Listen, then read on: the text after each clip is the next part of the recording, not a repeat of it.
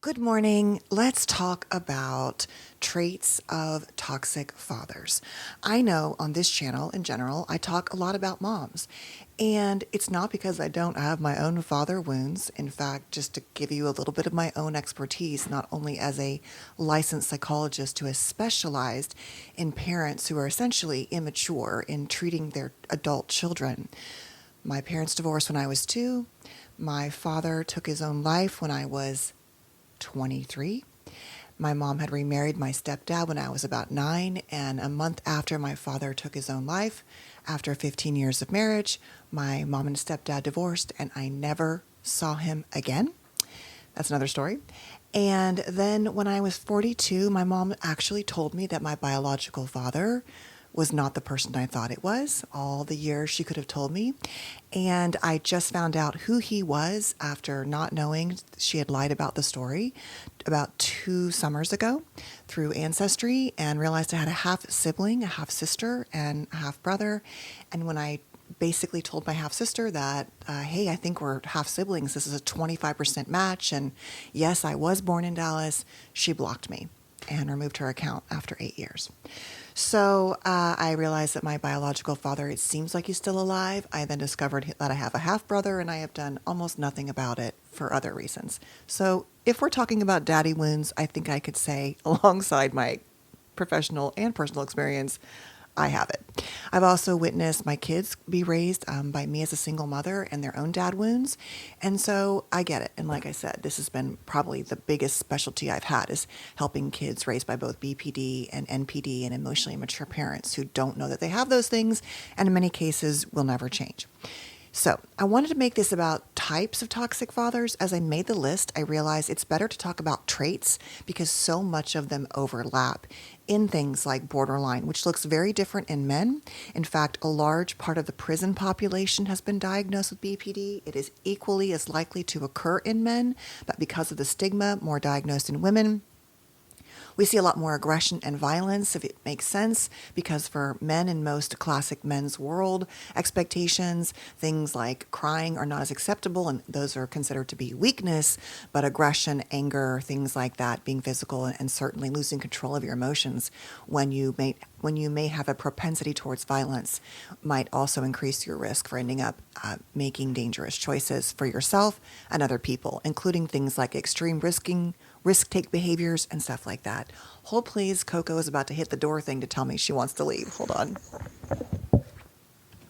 Okay, so here we go. And also I want to say this really quickly. I got distracted by the cat, which is the reason why I also talk so much about women, is that historically, I do believe the person that can cause the most harm is the person who is most directly related to the bulk of caregiving of children. Early and often later, it can be anyone at all, no matter who you are, how you identify, but it is still primarily women, even in 2-parent heterosexual households. I'm so sorry. We know that women still do the bulk, regardless of whether they work inside or outside the home. And so for that reason, I think, and because for many reasons I talk about women, but I never mean to underestimate the impact of fathers when they're great and loving and wonderful and present, and also when they're not.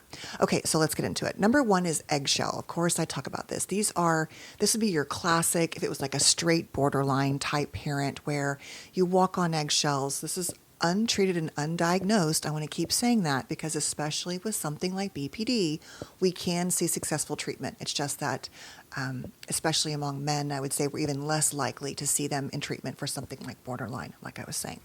So these are the kind of dads who are moody and pissy, and you just never know what's going to set them off. They might be verbally abusive, they might be physically harmful or otherwise. Essentially, they are going to just make you feel like whatever mood they're in determines the temperature of the home. And this is my entire course and a book I'm working on about hypervigilance, is that I fully believe that this, when it's consistent and part of your story, sets such a significant pattern of being highly sensitive, reading people's faces, making meaning, being overly analytical, struggling with shame and guilt, people pleasing, freezing, you name it, because of that response. It can vary. It could be just like a low key moodiness, or all the way like screaming and yelling, breaking things, slamming doors, leaving. incredibly damaging because it creates an environment where emotional safety does not occur. And this is where we become wired to spend our entire lives always scanning for safety and living in a state of hypervigilance, even when we don't want to. Somebody wants to say hi. He's like, no, I don't. I want to play with my toy. So that's really impactful. If you have this kind of parent, you're probably going to be driven by fear of being in trouble, fear of upsetting people, fear of being abandoned, like fear and trying to rotate around other people's big feelings often is like the way that you live your life. It is incredibly damaging. Number 2, the absent, neglectful father.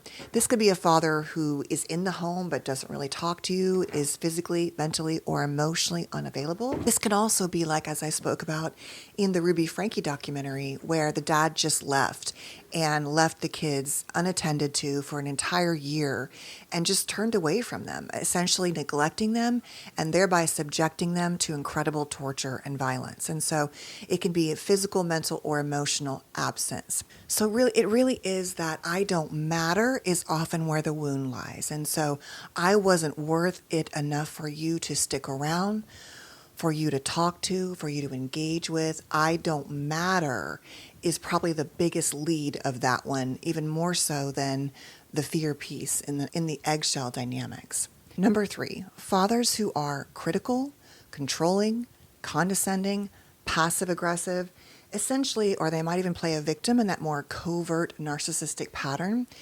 But the bottom line here is whether it's like overt verbal attacks and criticism or just this always slight digs of you're not good enough, you're never going to be good enough is often the primary wound with this particular trait, right? So even when you're shining and doing great, you don't believe it. And as I've talked about with parents who can have those kind of borderline qualities, this is true for narcissism as well. When you're doing what they want you to do, you'll get praise. But when you're not, you'll get criticism. And so you're not really allowed to be, in any narcissistic family, a fully formed separate person, as you only serve the role of pleasing the parents. I just made a video about this on the new White Lotus season with the Ratliff family and how that is a narcissistic family system. And then I talked about the roles of each of the children, from Saxon being the golden child, Lockie being the lost child, and really Piper acting as sort of a truth teller for the family. But the bottom line is here, it's like never enough. And the idea that it's even possible, or even when you do succeed, you don't believe it often. The next one is fathers who are very controlling and lack boundaries. So they don't respect your privacy. They insert themselves, their beliefs, their opinions, their rules to oftentimes the spouse as well, but control and rigidity. And that's the name of the game, is you don't get to be a separate person physically, let alone mentally or emotionally. So they're not going to respect your, could you not go through my things? Could you not do this or that? They often have as well this sort of very, in the classic heterosexual, but it can be, frankly, in any system, gay or not, this very kind of like patriarchal, although I would say less likely, patriarchal, I'm a man, and so I get to make the rules. And even if they outwardly say they don't believe that, sorry for the cats, that is basically what the bottom line is. And so this idea that you're a fully formed separate human is often where your wounds lie. The next one is self-centered, manipulative, and gaslighting. And so these are dads who essentially function to serve their own needs. And you can see why, like, all of these could be present in a narcissistic or immature father, for example. But in this particular case, it's like they're always trying to get you to reflect back to them their value, and they sit at the center. So they're never going to probably not do a good job of like saying, you're right, I made mistakes. I didn't handle that well. They often perceive those things as weakness. And so this is kind of like the next one, but connected. They don't make repairs. And everything that they tend to do is about trying to manipulate the system or the relationships to get their own needs met. And so once again, the wound here is often, I can't be, oh my God, hold on. These cats, it's like these gays are trying to kill me from White Lotus. That's what this is. I'm sorry about that. It's one of those mornings I'm trying to race off to do something and get this is so important. Someone asked me to do this, and so I really wanted to do it. Okay, so the wound here is often, as in with all of these, but a big one here is trust. People, aka my attachment figures, are not trustworthy. And so I will choose partners who unconsciously reinforce that. Maybe they cheat a lot. Maybe these parents also, these are the kind of dads, but any parent can do this, who have affairs and everyone kind of knows it but looks the other way or suspects it. So it's like what you see, you're told isn't real. No, I love mommy, or I would never do that. And you're like, really? So a lot of this, though, is that people are not safe and trustworthy in the like, I can't trust that they are who they say they are. And then the last one is really conditional about how they love you, right? So kind of like I said earlier, when you're shining bright and doing what they want, you're worthy, but only when you reflect back to them what matters to them, the sports they love, the hobbies, the family business, whatever it is. And so love, the wound here is that love is conditional. And only when I'm dancing and giving you what you want am I worthy of love. So you can imagine with most of us when you have a toxic father, he really embodies all of these traits. And so any combination of these wounds or all of them are often things you want to work on. I'm not a huge fan of like daughters get these wounds and sons get these, but I do believe that there are wounds that exist, and the literature talks about some of the research on, certainly children without a father in the home have much higher risks of everything from pregnancy and drug use to academia issues, school issues, running away from home, all of those things. And I would say then as that connects to trauma and chronic illness, because if there's no safe space there or no container, you might be more of a risk taker and therefore put yourself in the way of more harm through things like substance use, risk taking, and things like that. I'm sorry. All right, but as I said, I just dropped this. This is actually a book I wanted to share too. This is an oldie but a goodie. It is called Toxic Parents, Overcoming Their Hurtful Legacy and Reclaiming Your Life. And Susan Forward has so many great books as well on parental wounds. So this is still an excellent book. But as I was saying, hi, the impacts, can you say hi? He's like, no, I can't. Where are you going? The impacts are quite significant. And so with daughters, classically, we're going to see self-esteem issues. How you're mirrored back in the if the child is straight, certainly it might have a more linear dynamic with how men see me. But it doesn't really matter. It's like this value in partners around worthiness and relational issues. We can see an increase in things like anxiety and depression and certainly complex trauma, trust issues, how we express emotions, especially around men. I think that for many of these, in some of these cases, we see enabling mothers who were better compared to dad or vice versa, but then they didn't protect the child. So there's this confusion about what the other parent's role is. Even if there's a close relationship, there's still a violation of protection there in many cases. And so, certainly also body image issues can be quite significant.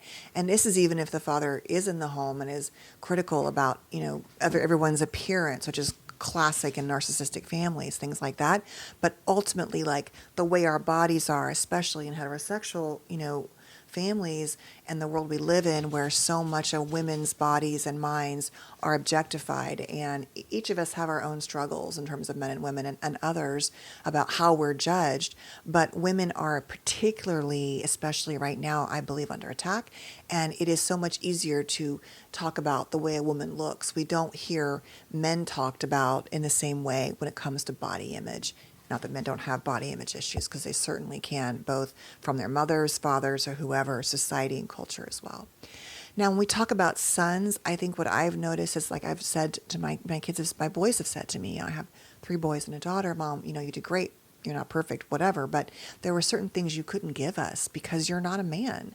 And I have a gay son. I have a very, creative son. I have a very sort of like overly kind of alpha male son. Like they kind of run the spectrum on who they are and kind of the way they identify in the world and as men, and how that can challenge them.